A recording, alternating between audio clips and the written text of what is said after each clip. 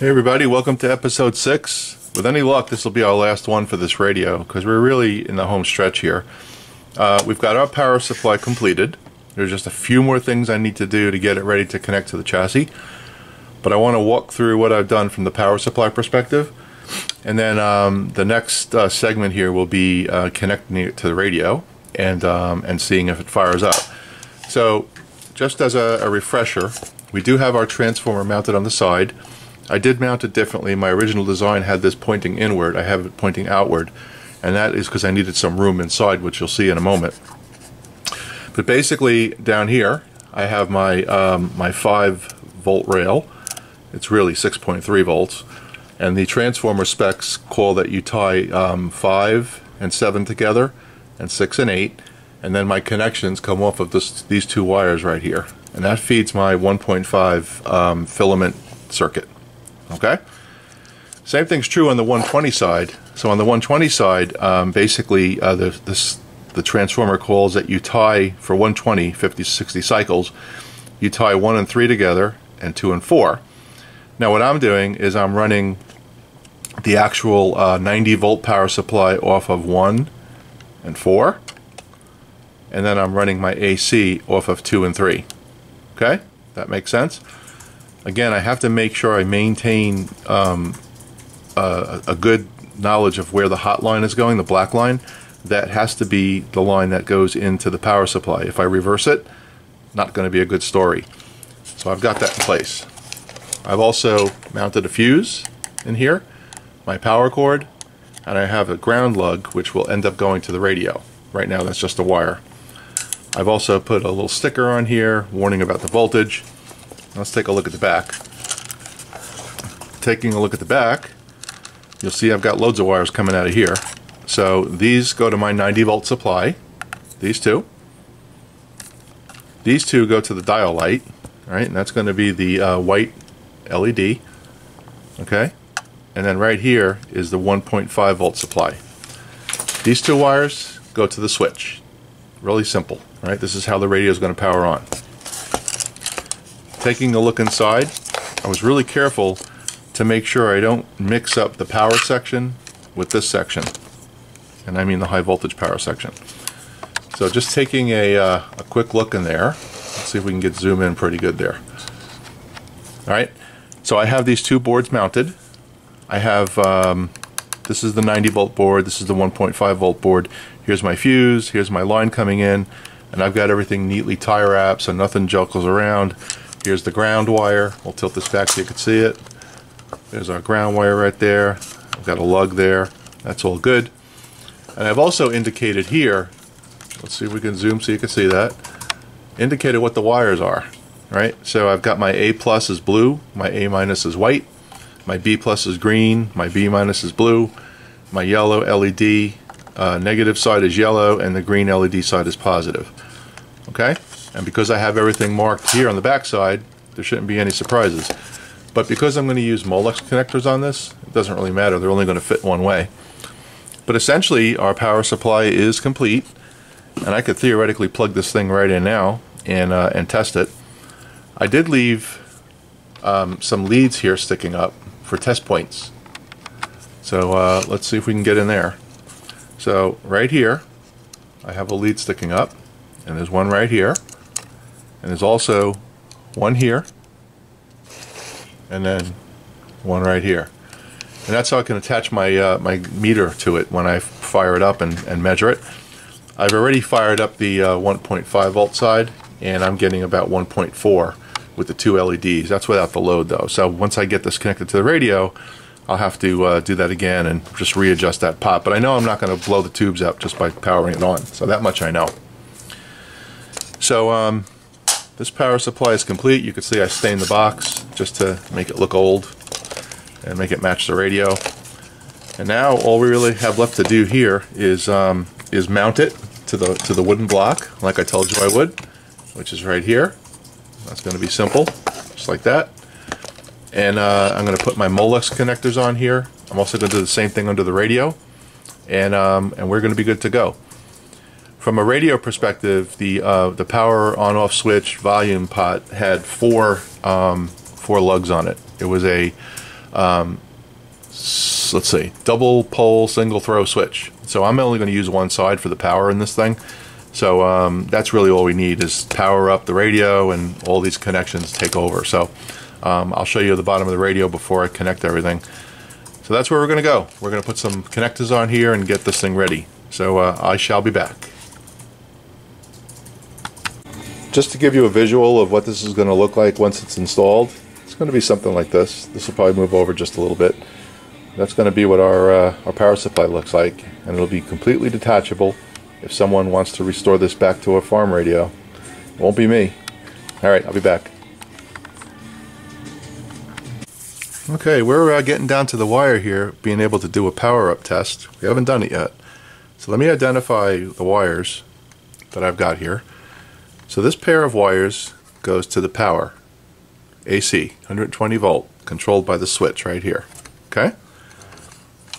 This pair of wires right here, which is blue and yellow, goes to the speaker. That's easy. This pair of wires, which is black and white, is my A plus and A minus. This is my A power, 1.5 volts. And this one right here is my 90 volts. And you'll notice I have different connectors on these things. I'm going to zoom in so you can see it. I've got different connectors and different configurations of pins. Okay, so I've got female, male, and you can't interchange these things. So I made it really, really simple so that you couldn't make a mistake. So essentially, to do the power up test, here's what we got to do. Here's our power supply. We're going to zoom this up. Here's our power supply. So here's our power lead. We're going to put those together. Okay. Here's our 90 volts. I'm going to put those together. Here's our A plus. Somewhere. Here it is. And we're going to put those together. So right now, everything is connected with the exception of the speaker. This wire, which goes to the LED bulb, I'm going to use as a light, a dial light. That's not connected. And I have this ground wire, which has to go to the chassis. But what I want to do here is just to make sure the wires are matched correctly. Black on top,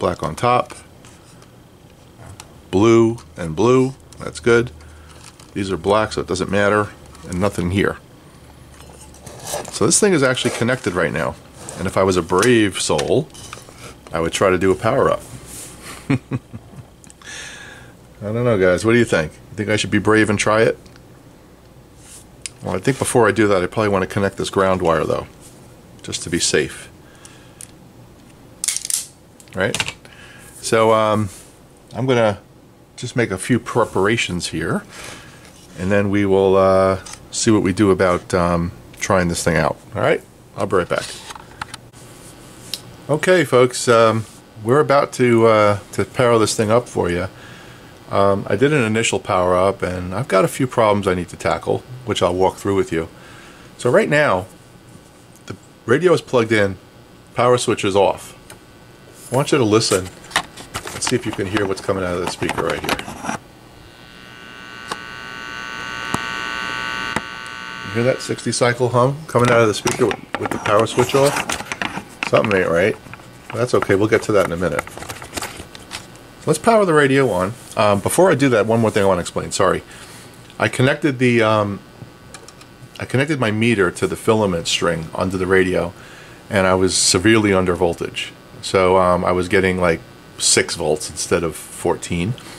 So I made that adjustment. So we're now at like 1.4 volts going into the filaments, which is great. My B plus is coming in at around 102 with the radio running. So not horrible. It's supposed to be 90. I can really adjust that resistor and do that. Let's turn it on. See where we get. A real foundation for prosperity. Ultimately, the only long-term solution to the migration crisis is a... You hear that hum? So that's the same hum you heard with the power switch off, but it's just louder. So I need to look into that. I do have the radio grounded, so I have the wire going from the green wire from the 3-prong cord to the chassis. So it's grounded. In Venezuela, more than 2 million people have fled the anguish inflicted So the radio plays, which is great. I think we probably need to do an adjustment, though, that's for sure, which we'll do. But my main issue is to figure out why I'm getting that hum. And we'll need to figure that out.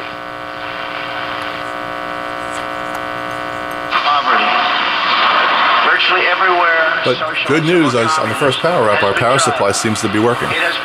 So that's a plus right there. So I'm going to go dig around a little bit and see if I can find out why that hum is occurring, and I'll come back and show you that. Okay? So I'll be right back. Okay, we've got our radio playing really nice now. So all the voltages have been adjusted. Our A plus I did have to adjust because I do have that economizer switch back there.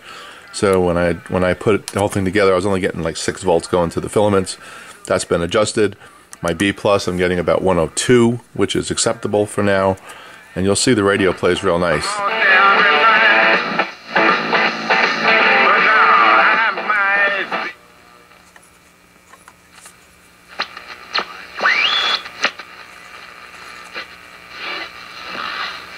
Not a lot of stations around here at night.